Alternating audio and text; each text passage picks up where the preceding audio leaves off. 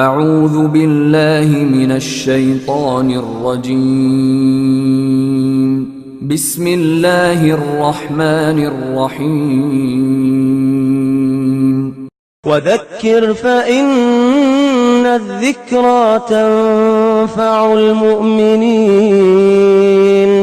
عداوت مجھے سے کیوں اتنی، میں تو قرآن کا داعی ہوں، رسول اللہ کا وارث، صحابہ کا سپاہی ہوں، مجھے ہے کفر سے نفرت، میں تو حق کا فدائی ہوں، زمانے کے ہر ایک ظالم ہر جابر سے لڑتا ہوں، مجھے جو حکم ربی ہے وہی میں کام کرتا ہوں۔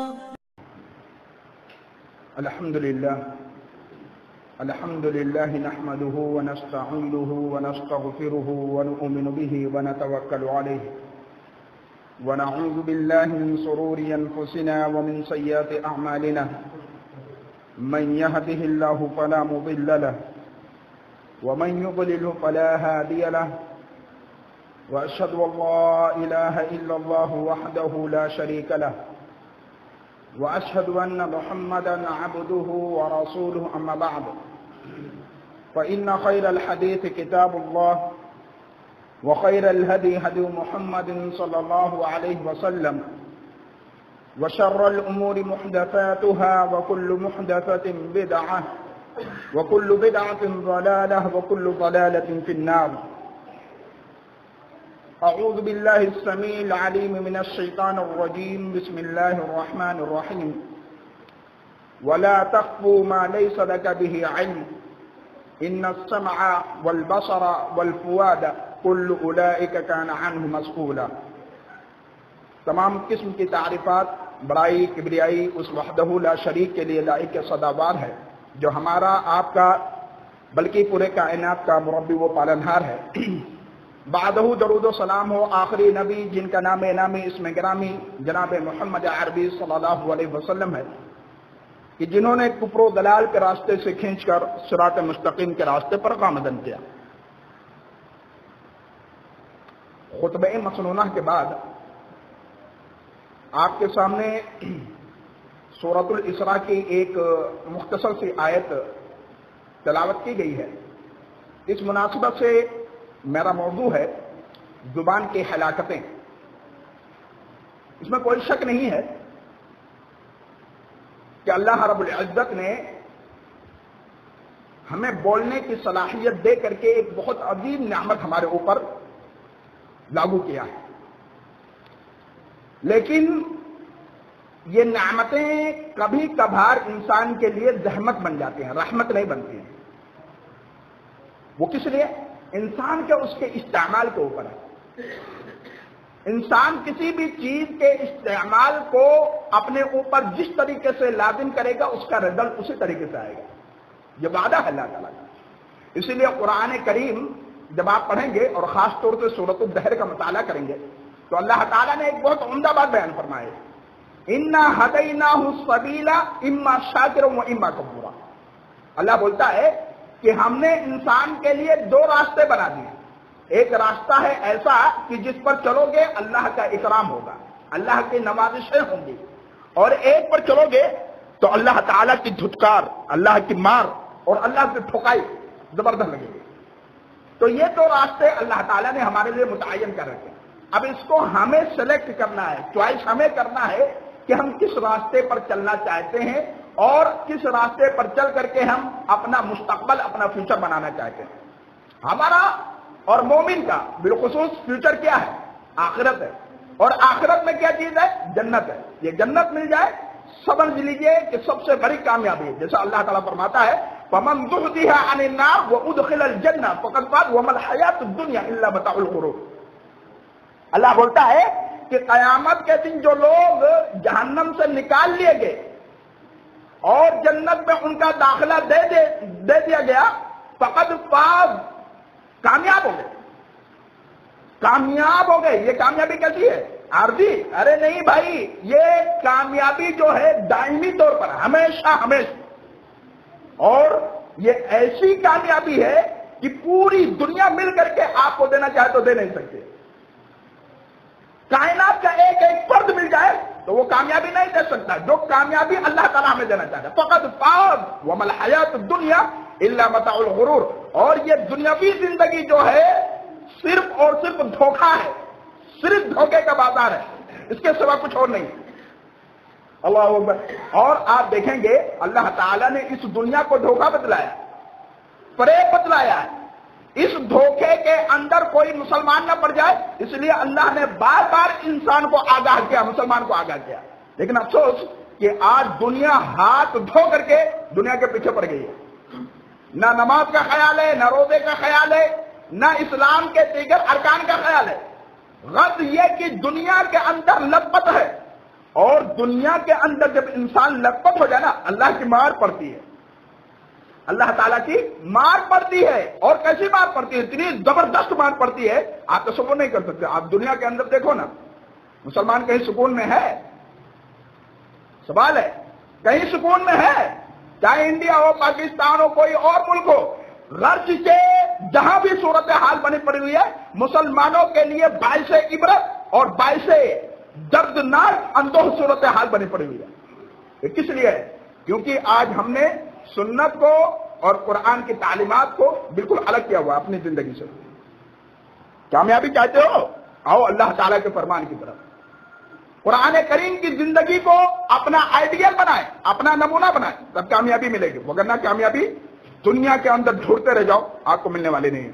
تو میں یہ عرض کر رہا تھا کہ ہمیں اگر کامیاب ہونا ہے تو ہمیں اپنے معاشرتی نظام کو، اپنے اٹھنے بیٹھنے کو، اپنے چلنے پھرنے کو، اپنے اطوار کو، اپنے زندگی کے تمام مراحل کو سنت رسول کے مطابق ڈالنا. آج افسوس یہ ہے کہ ہماری کوئی مجلس، کوئی بھی مجلس، چاہے مردوں کی ہو چاہے عورتوں کی ہے، جب تک غیبت نہ کر لی جائے، چغل خوری نہ کر لی جائے، انٹرسٹ آتا ہی نہیں ہے، نہیں آتا. جب تک فلانے کی برائی نہ ہو جائے دل کو قرار نہیں ملتا ہے، سکون نہیں ملتا. ارے بھائی کاہے کو اپنی زندگی چوپٹ کر رہے ہو؟ دوسرے کی برائی کر کے گویا کہ آپ اس کے لیے جنت میں جانے کا راستہ ہموار کر رہے ہو. کیوں بھائی؟ بڑی بات بول دیا نا؟ نہیں، بڑی بات نہیں ہے. یہ اللہ کے رسول کی حدیث ہے، قیامت کے دن ایک انسان آیا ہوگا، عمل خوب کر کے آیا ہوگا، لیکن اسی زبان کے ذریعے سے کسی کو گالیاں دے گا. قد شتم هذا وكذب هذا واكل مال هذا. اللہ اکبر. قربان جائے، کوئی انسان اسی زبان کے ذریعے سے گالیاں بکا ہوگا، کسی کو برا بھلا کہا ہوگا، کسی کے مال کو ہڑپ کر لیا ہوگا. اللہ تعالیٰ کہے گا اس کے سارے حسنات کو کنورٹ کر دیا جائے. جس کے اوپر اس نے ظلم کیا ہے، زیادتی کی ہے، جو انسان مظلوم ہے، اس کے سارے اچھائیوں کو اس کے اوپر لاد دیا جائے، اور پھر اس کو جنت کے حوالے اور اس اچھے عمل کرنے والے انسان کو جہنم کے حوالے کر دیا جائے. کیا بنا؟ زندگی میں ہم نے خوب بندگیاں کی، خوب اللہ کے لیے راضی کرنے کے راستے ہموار کیے، خوب صدقات کیے، لیکن ہماری زبان سے کوئی آدمی معمون نہیں رہا، کوئی سکون میں نہیں رہا. یہی وجہ ہے کہ اللہ کے رسول کے پاس ایک آدمی آتا ہے، صحابی آتے ہیں، پوچھتے ہیں کہ اللہ کے رسول صلی اللہ علیہ وسلم، ایک عورت ہے معاشرے کے اندر، مسند احمد کی روایت ہے، وہ عورت بہت متقی پرہیزگار، 5 وقت کی نمازیں پڑھتی تو پڑھتی ہی ہے، اس کے علاوہ نوافل کا اہتمام کثرت کے ساتھ، روزے تو رکھتی ہے، روزے رمضان کے علاوہ اور بھی روزے رکھتی ہے، یعنی نوافل روزے کا اہتمام، صدقات خوب کرتی ہے. لیکن اللہ کے رسول، اس کے اندر ایک برائی ہے. اللہ کے رسول نے کہا وہ کون سی برائی ہے؟ کہنے لگے اللہ کے رسول صلی اللہ علیہ وسلم، جب وہ بولتی ہے تو زہر اگلتی ہے، اس کا پڑوسی اس کے زبان سے سکون میں نہیں ہے. اللہ کے رسول صلی اللہ علیہ وسلم نے فرمایا فَهِيَ فِي النَّارِ، یہ عورت کیا ہے؟ جنتی نہیں ہے، یہ عورت جو ہے جہنمی ہے. زبان سے کسی کو شب و شتم کرتی ہے، گالیاں بکتی ہے، اور ایک دوسرے کے اوپر کیچڑے اٹھاتی ہے. ایسی عورت کبھی جنتی ہو ہی نہیں سکتی. ایسی عورت فَهِيَ فِي النَّارِ، یہ جہنمی ہے. وہی صحابی کہتے ہیں اللہ کے رسول صلی اللہ علیہ وسلم، ایک عورت اور ہے معاشرے کے اندر، اس کے مقابلے میں نمازیں کم پڑھتی ہے. مطلب کم پڑھنے سے مطلب یہ نہیں 5 وقت میں سے 3 پڑھ لیتی ہے، ایسا نہیں. فرائض کا اہتمام کرتی ہے لیکن نوافل نہیں پڑھتی ہے، صدقات کم دیتی ہے. حدیث کے اندر آتا ہے صدقے کے نام پر جو اور پنیر دیتی ہے، چھوٹی چیز دیتی ہے، سونا چاندی نہیں دیتی، روپیہ سکہ نہیں دیتی ہے، کھانے پینے کی چیز دے دیتی ہے. اور معاملہ یہ ہے کہ روزے رکھتی ہے، روزے کا اہتمام فرائض تک کرتی ہے، نوافل کا اہتمام نہیں کرتی ہے. رمضان کے روزے رکھ لیے اور روزے نہیں رکھتی. لیکن ایک خصوصیت اس کی ہے، اللہ کے رسول نے کہا کیا خصوصیت ہے؟ کہنے لگی وہ عورت زبان سے جب بولتی ہے تو خوشبو معطر کر دیتی ہے، بولتی ہے تو بہت عمدہ بولتی ہے، بات کرتی ہے تو اس کے کلام سے سارا معاشرہ معطر ہو جاتا ہے، سارا معاشرہ اس سے فائدہ اٹھاتا ہے. اللہ کے رسول نے فرمایا فَهِيَ فِي الْجَنَّةِ، یہ عورت کیا ہے؟ جنتی ہے. کیا ہے؟ جنتی ہے. دیکھا آپ نے، ایک عورت خوب بندگی کرنے والی، اللہ کے سامنے کھڑی ہونے والی، تہجد گزار ہے، نوافل کا اہتمام کثرت سے ہے، صدقات خوب کر رہی ہے، لیکن زبان اس کی خراب ہے، اس کی عادت خراب ہے لوگوں کو لگانے بجھانے میں. اور عورتوں کی یہ خصوصیت خاص طور سے زیادہ ہوتی ہے، زیادہ ہوتی ہے. اسی لیے اللہ کے رسول صلی اللہ علیہ وسلم جب معراج پر گئے تو دیکھا کہ جنت اور جہنم کا نظارہ جب کرایا گیا تو جہنم کو اللہ کے رسول جب دیکھتے ہیں تو اس میں کثرت عورتوں کی ہے. کثرت کس کی ہے؟ عورتوں کی ہے. آپ کی یہ ذمہ داری بنتی ہے گھر کی عورتوں کو کنٹرول کریں.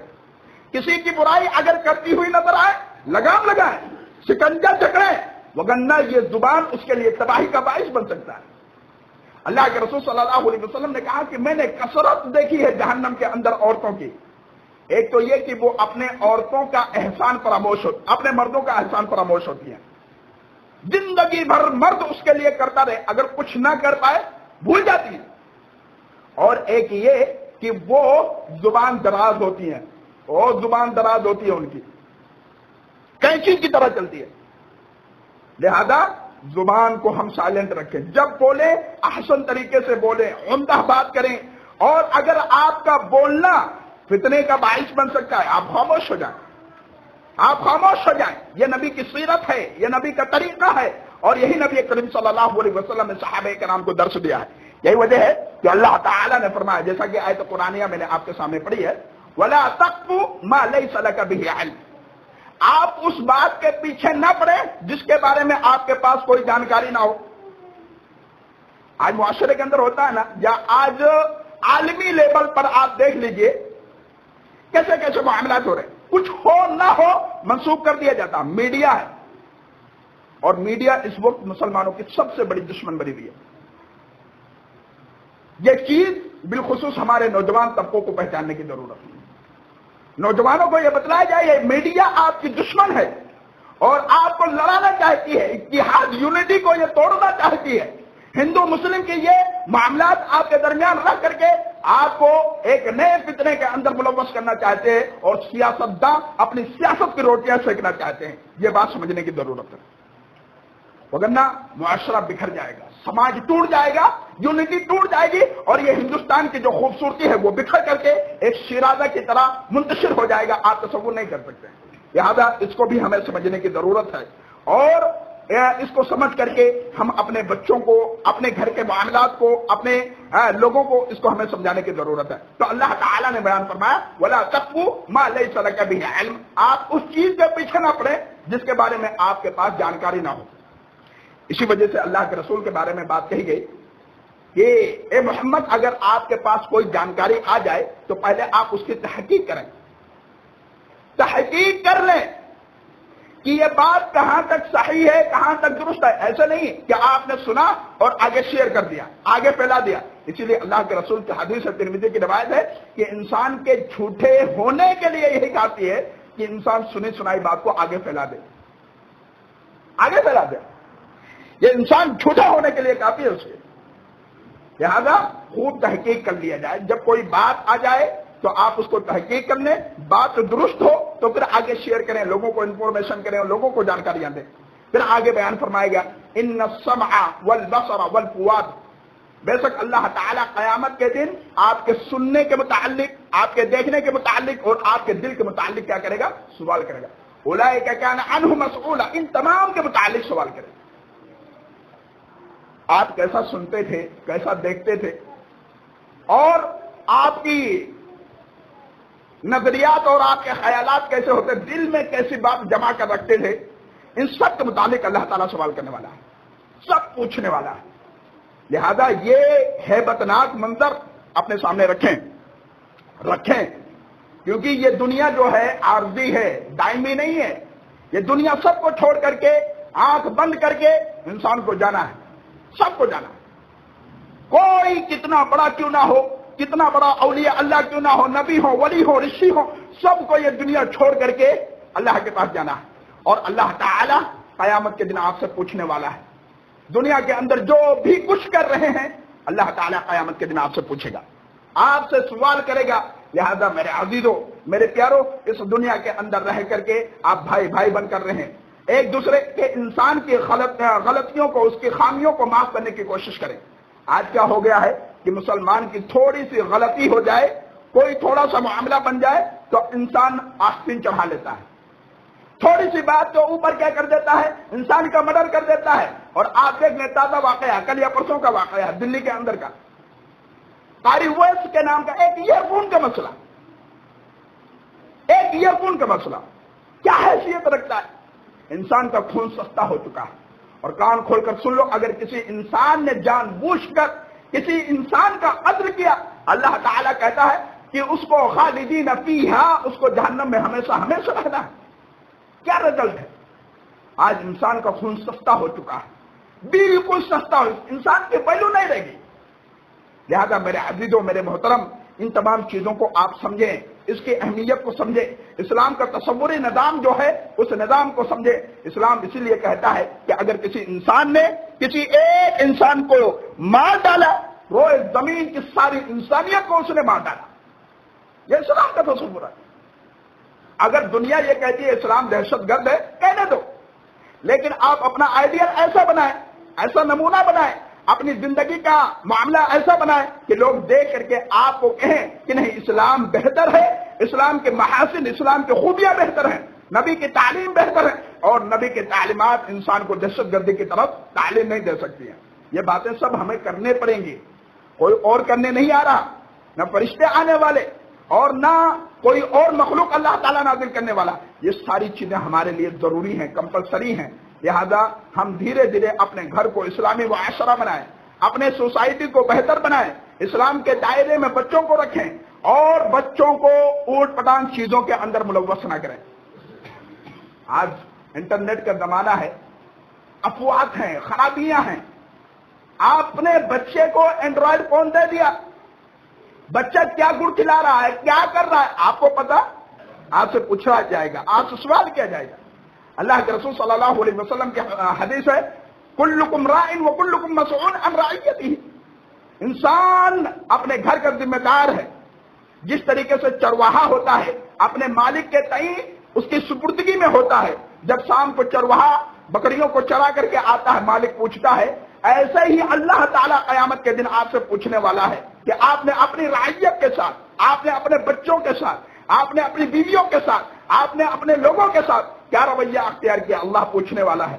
لہذا میرے عزیزوں، اس چیز کو اپنے ذہن کے اندر رکھو اور اللہ تعالیٰ کی خشیت کو اپنے دل کے اندر پیوست کرو، نمازیں پڑھو، صدقات کرو، اور اسی طریقے سے اسلام کی جو خوبصورتیاں ہیں، جو اسلام نے بھائی چارے کی کیفیتیں دی ہیں، ان کیفیتوں کو اپنے ذہن کے اندر رکھیں۔ تو میں یہ کہہ رہا تھا کہ اللہ تعالیٰ اس کے متعلق سوال کرنے والا ہے۔ اسی طریقے سے اللہ کے رسول صلی اللہ علیہ وسلم نے ایک موقع سے کہا کہ اے میرے صحابہ، من یضمن لی، کہ اے میرے صحابہ، اگر کوئی انسان ضمانت دے دے، دو چیزوں کی ضمانت، کون سی دو چیزیں؟ ما بین لحیہ وما بین رجلیہ، دو چیزوں کی ضمانت دے دے، اللہ کے رسول نے فرمایا کہ میں تمہیں جنت کی ضمانت دوں گا۔ صحابہ کرام نے کہا، اللہ کے رسول وہ دو چیزیں کون سی ہیں جس کی ہم آپ کو ضمانت دے دیں اور آپ ہمیں جنت کی ضمانت دے دیں؟ اللہ کے رسول صلی اللہ علیہ وسلم نے فرمایا، ما بین لحیہ، کہ میرے صحابہ، ایک تمہارے جو دو جبڑوں کے درمیان، دو داڑھیوں کے بیچ میں جو زبان ہے اس کی حفاظت کی ذمہ داری، اور ایک ورجلی وما بین رجلیہ، ایک دو جانگوں کے درمیان شرمگاہ ہے، اس کی حفاظت کی ذمہ داری دے دیں۔ اضمن لی، اللہ کے رسول صلی اللہ علیہ وسلم نے فرمایا، اضمن لہ الجنہ، تو ایسے لوگوں کے لیے میں جنت کی ضمانت دیتا ہوں. دو چیزوں کی ضمانت، ایک زبان اور ایک شرمگاہ کی. اللہ کے رسول صلی اللہ علیہ وسلم نے کہا قیامت کے دن میں اسے ضمانت دیتا ہوں. ضمانت جانتے ہیں کس کو کہتے ہیں؟ کسی کو اپنے انڈر میں کر کے سیفٹی دے دینا، یا یہ کہہ لیجئے کہ اس کو اس کے منزل تک پہنچا دینا، یہ ضمانت کا معنی ہے. ایسے ہی اللہ کے رسول نے کہا کہ میں ضمانت دیتا ہوں. اللہ کے رسول اپنی سیفٹی میں لے کر کے آپ کو جنت کے حوالے کریں گے صرف دو چیزوں کی. یہی وجہ ہے کہ اللہ کے رسول صلی اللہ علیہ وسلم نے ایک موقع سے بیان فرمایا کہ کثرت کی وجہ سے، کثرت جو جہنم میں لوگ جائیں گے، جو سب سے زیادہ جہنم میں جائیں گے، اللہ کے رسول صلی اللہ علیہ وسلم نے فرمایا وہ صرف اسی زبان کی وجہ سے ہوں گے. اللہ کے رسول نے اپنی زبان کو باہر نکالا، انگلی سے پکڑا اور صحابہ کرام کو بتلایا. ایک صحابے اٹھ کھڑے ہوتے ہیں اور کہتے ہیں اللہ کے رسول صلی اللہ علیہ وسلم اس زبان کی وجہ سے، اس زبان کا کیا قصور؟ یہ زبان کیا غلطی کر سکتی ہے، کیا خطا کر سکتی ہے؟ اللہ کے رسول صلی اللہ علیہ وسلم نے فرمایا اے میرے صحابہ، اے میرے ساتھی، کل قیامت کے دن دیکھو گے جب اللہ تعالیٰ میزان کے اوپر بیٹھے گا، عدل کرنے کے لیے بیٹھے گا، تو لوگ اسی زبان کی وجہ سے جہنم میں کثرت سے جا رہے ہوں گے، اور اسی زبان کی وجہ سے لوگ بہت ہی کم لوگ ہوں گے جو جنت کے اندر داخل ہو رہے ہوں گے. کیا ہے آج یہی وجہ ہے نا کہ زبان سے ہم نے کس کو گالیاں دے دی، پرواہ نہیں ہے، پرواہ نہیں ہے، جبکہ یہ حقوق العباد ہے. حقوق العباد، کسی کو مارنا، کسی کو گالیاں دینا، کسی کو برا بھلا کہنا، کسی کی غیبت کرنا، کسی کی چغلی کرنا، یہ سب کبیرہ گناہ ہے اور حقوق العباد ہے. جانتے ہیں حقوق العباد اور حقوق اللہ میں کیا فرق ہے؟ ایک نقطہ بتا دیتا ہوں اور ذہن کر لو اور پھر اپنی زندگی کا محاسبہ کرو. حقوق اللہ مثال کے طور پہ نمازیں پڑھنا، زکات دینا، حج کرنا وغیرہ وغیرہ، یہ ساری چیزیں حقوق اللہ سے ہیں، اللہ کے حقوق ہیں. یہ اگر آپ نے اس کے اندر کوتاہی کر دی، آپ 5 وقت کی جگہ پہ 2 وقت کی 3 وقت کی نماز پڑھتے رہے، لیکن پھر بھی ڈر ہے 2 وقت کی نماز چھوڑ رہا ہوں، اللہ تعالیٰ گرفت کرے گا، پکڑے گا. لیکن یہ حقوق اللہ ہے، اللہ چاہے گا معاف کر دے گا. لیکن حقوق العباد، آپ نے گالیاں دی، غیبتیں کی، چغل خوریاں کی، کسی کو برا بھلا کا، اللہ تعالیٰ اس وقت تک معاف نہیں کرے گا جس وقت تک بندہ وہ نہ معاف کر دے جس کی آپ نے غیبت کی ہے، جس کو آپ نے گالیاں دی ہیں. یہ حقوق اللہ کے فرائض ہیں، یہ حقوق العباد کے فرائض ہیں. لہذا میرے عزیزو، اس کو ہلکے میں نہ لو، اس کو آپ معمولی نہ سمجھیں، اس کو آپ ہلکے میں لے کر کے اپنے عاقبت کو، اپنے آخرت کو برباد نہ کریں. اسی لیے اللہ کے رسول صلی اللہ علیہ وسلم کے صحابہ ان تمام چیزوں کو سمجھا کرتے تھے، غلطیاں ہو جائیں سامنے بتلا دیتے تھے. اسی لیے کہا گیا المؤمن مرآۃ المؤمن، ایک مومن، ایک مسلمان دوسرے مسلمان کے لیے آئینہ ہے. کیا مطلب؟ آئینہ ہے، کیا مطلب ہے؟ جس طریقے سے آپ آئینے کے سامنے جاتے ہو، آپ آئینہ دیکھتے ہو، چہرے کے اوپر داغ لگا ہوا ہے، دھبا لگا ہوا ہے، چہرے کے اندر کہاں غدلات لگے ہوئے ہیں، غرد و غبار لگے ہوئے، چہرہ آئینہ آپ کو آپ کے سامنے بتلا دیتا ہے، آپ کے چہرے کے سامنے بتلا دیتا ہے کہ آپ کے اندر یا آپ کے چہرے کے اوپر فلاں فلاں جگہ پر داغ دھبے لگے ہیں، صاف کر لیجئے. ایسے ہی جب کسی مسلمان کے اندر خرابی دیکھیں، خامی دیکھیں، تو تیسرے کے پاس نہ جائیں، دوسرے کے پاس نہ جائیں، اس کے پاس جائیں اور کہیں بھائی آپ کے اندر یہ غلطی ہے، آپ اصلاح کر لیں. آج یہ معاملہ بڑا ٹیڑھا بن گیا ہے. ہم نے غلطی دیکھا کسی میں، بیان کریں کسی اور کے سامنے، اصلاح اسے کرنا کہ اسے کرنا جس کے اندر خرابی ہے.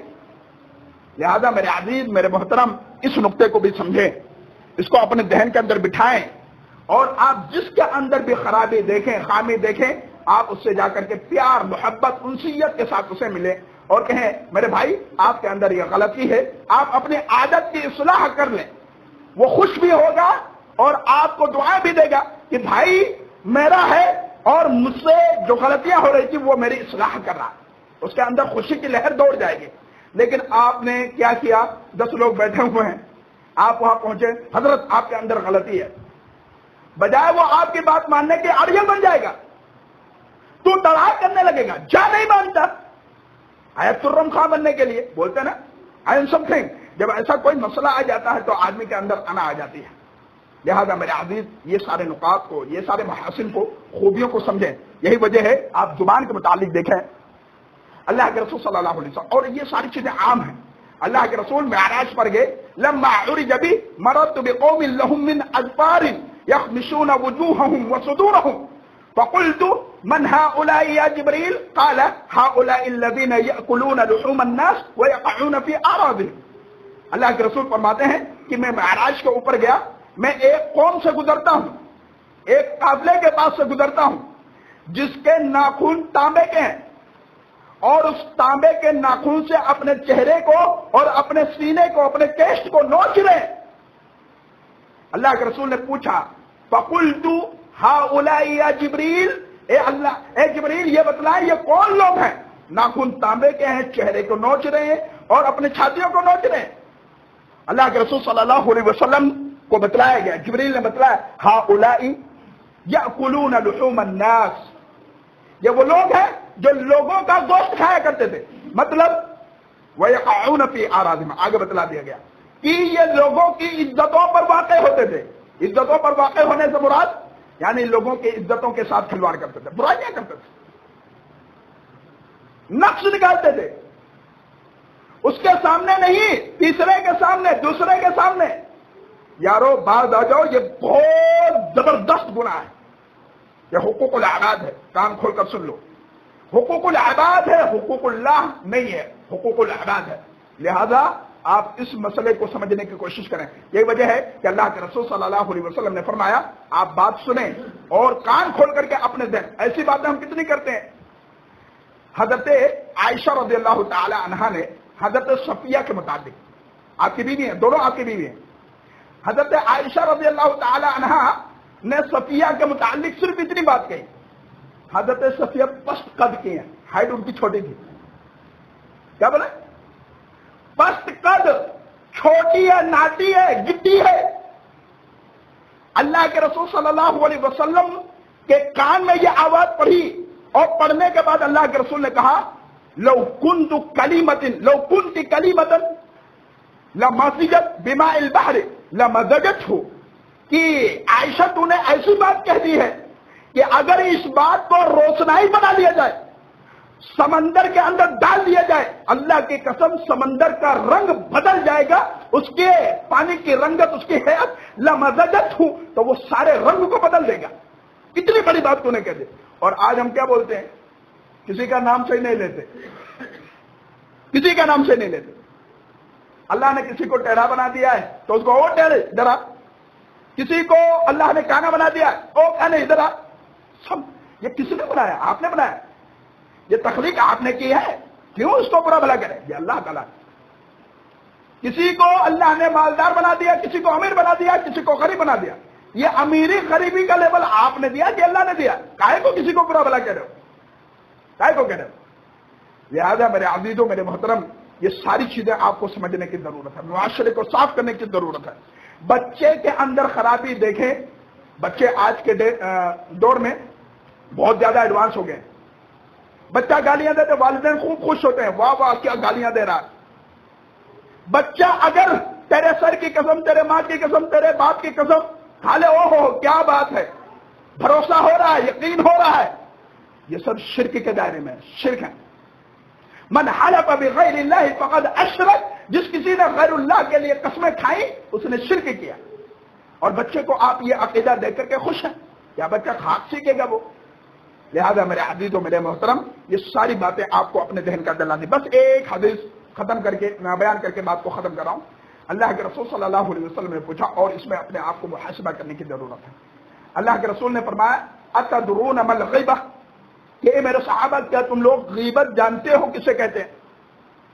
صحابہ کرام نے قالوا اللہ ورسولہ عالم، کہ اللہ کے رسول آپ اور آپ کا رب زیادہ بہتر جانتا.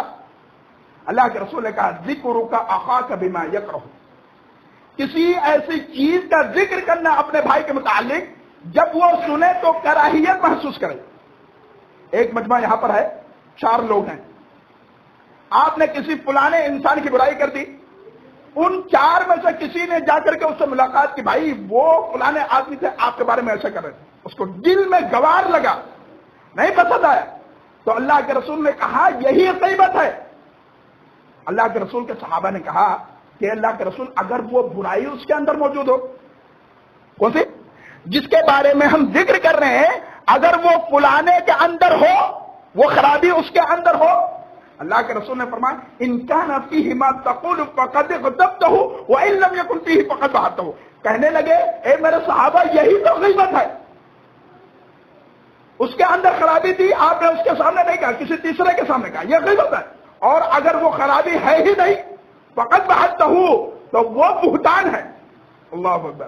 بہتان ایک انسان کے اندر خرابی ہے. مثال کے طور پہ کوئی انسان چور ہے، آپ نے چوری کا الزام اس کے سر پر رکھ دیا، لیکن جب اسے معلوم ہوا تو اسے برا لگا، یہ غیبت ہے. آپ جا کر کے اس سے ملیں، اس کو سمجھائیں، اس کو بتلائیں، اسلام کا درس دیں. اور بہتان یہ ہے کہ کوئی چیز ہو ہی نہ اس کی طرف منسوخ کر دیا جائے، جیسا کہ حضرت عائشہ کی طرف منسوخ کیا گیا. غزوہ بنی مصطلق کا واقعہ سن 5 ہجری کے اندر یہ واقعہ پیش آیا. ایک جگہ پر اللہ کے رسول نے پڑاؤ ڈالا اور حضرت عائشہ رضی اللہ تعالیٰ عنہ قضاء حاجت کے لیے باہر نکل گئی. ان کا ہار وہاں پر گم ہو گیا، وہ ڈھونڈتے ڈھونڈتے لیٹ ہو گئی. یہاں پہنچتی ہے تو قافلہ جا چکا ہوتا. وہاں پر آ کر کے لیٹ گئی. اتنے میں صفوان بن معطل جو پیچھے رہتے تھے، سامان وغیرہ اٹھا کر کے لے جا کر کے مسلمانوں کو دے دیتے تھے، وہ دیکھا تو حضرت عائشہ لیٹی ہوئی ہے. انہوں نے کہا ان للہ و انا الیہ راجعون. وہ فوراً اٹھ کھڑی ہوئی. حضرت صفوان بن معطل انہوں نے کیا کیا، سواری کو نیچے بٹھا دیا تاکہ اس کے اوپر حضرت عائشہ بیٹھ جائیں. چل دیے. حضرت عائشہ کا حضرت صفوان بن معطل کے ساتھ کوئی بات چیت نہیں، کوئی گفتگو نہیں. اللہ اکبر، سبحان اللہ. نکل رہے ہیں، جا رہے ہیں. اتنے میں نظر پڑی منافقین کی. بھائی یہ حضرت عائشہ کو اکیلے لے کر کے صفوان بن معطل کیا کر رہا. اور منافقوں کا سردار عبداللہ بن ابی بن سلول، اس نے دیکھا کہ عائشہ اکیلے ہیں، صفوان اکیلے ہیں، کیوں نہ اس ہوا کو دوسرا رنگ دے دیا جائے. پھیلا دیا گیا کہ حضرت صفوان نے حضرت عائشہ کے ساتھ مکالمہ کر لیا. پورے مدینے کے اندر آنم پانم یہ بات پھیل گئی. اللہ کے رسول کو جب یہ بات پہنچتی ہے بہت افسردہ ہوتے ہیں، غمزدہ ہوتے ہیں.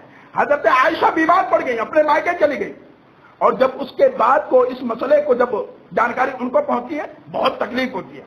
اللہ کے سامنے رونے لگتی، کھانا پینا سب بند. الزام لگ گیا ہے، بہتان لگ گیا ہے، منہ کالا کرنے کا. وہ ماں جس کی صداقت پر اللہ تعالیٰ نے عرش سے 10 آیتیں نازل کی ہیں سورۃ النور کے اندر، اس ماں کے اوپر الزام لگ چکا ہے. رو رہی ہیں، رب سے دعائیں کر رہی ہیں. ایک ماں کا عقیدہ کتنا مضبوط ہے. جب اللہ کے سامنے رو رہی ہیں، آیت برات نازل ہو گئی تو حضرت صدیق اکبر نے اور ان کی وائف نے اپنی بیٹی حضرت عائشہ سے کہا کہ جاؤ حضرت محمد عربی صلی اللہ علیہ وسلم کا شکریہ ادا کرو. کہتی میں نہیں ادا کرتی، میں شکریہ نہیں ادا کرتی. محمد نے کیا میری برات کے متعلق نازل کیا ہے، اللہ تعالیٰ کا میں شکریہ ادا کرتی کیونکہ اللہ تعالیٰ نے میرے متعلق 10 آیتیں برات کی، یعنی کہ بیداری کی کہ حضرت عائشہ نے منہ کالا نہیں کیا ہے، اس کے متعلق اللہ تعالیٰ نے نازل کیا. لہذا میں اللہ کا شکریہ ادا کرتی، محمد کا شکریہ ادا نہیں کرتی. یہ عقیدہ بھی ہونا چاہیے. لہذا میرے عزیزو، یہ اسلام ہے اور اسلام کی محاسن، اس کی خوبیوں کو ہمیں اپنے ذہن میں لانا ہے اور اپنے معاشرے کو، اپنے بچوں کو، اپنے اہل خانہ کو خود بھی بچانا ہے جہنم سے. اسی لیے اللہ تعالیٰ نے بیان فرمایا یا ایھا الذین آمنوا قوا انفسکم واہلیکم نارا. اے ایمان والو، سب سے پہلے اپنے آپ کو جہنم سے بچاؤ، پھر اپنے اہل و عیال کو، پھر خاندان کو، پھر پڑوس کو، وغیرہ وغیرہ. یہ سارے معاملات ایک کے بعد جڑتے چلے جاتے ہیں. لہذا یہ ساری بنیادی باتیں اپنے ذہن کے اندر رکھیں. اللہ تعالیٰ سے دعا ہے کہ اے بار الہ ہم تمام مسلمانوں کو کہی ہوئی باتوں پر عمل پیرا ہونے کی توفیق عطا فرما. اے بار الہ ہم تمام مسلمانوں کو زبان کو سنبھال کر کے استعمال کرنے اور اسے اپنی زندگی کے اندر صحیح طریقے سے استعمال کرنے کی توفیق عطا فرما. اے بار الہ ہم میں سے جو بیمار ہے انہیں شفا کاملہ عاجلہ عطا فرما. اے بار الہ ہم میں سے جو مقروض ہے ان کی قرض کی ادائیگی کا آسان سبیل عطا فرما. اے بار الہ جہاں بھی مسلمان پریشان حال ہیں اللہ ان کو پریشانی سے نکال کر آسانی کی طرف پھیر دے مولا. اے بار الہ تو کشمیر کے مسلمانوں کے اوپر خاص نظر کرم فرما. اے بار الہ جب تک ہم زندہ رہیں اسلام پر زندہ رہیں، خاتمہ ہو تو ایمان پر ہو. آمین. بارک اللہ لنا ولکم فی القرآن الحکیم ونفعنا إياكم بالآيات والذكر الحكيم إنه تعالى جواد كريم مليك من رؤوف رحيم.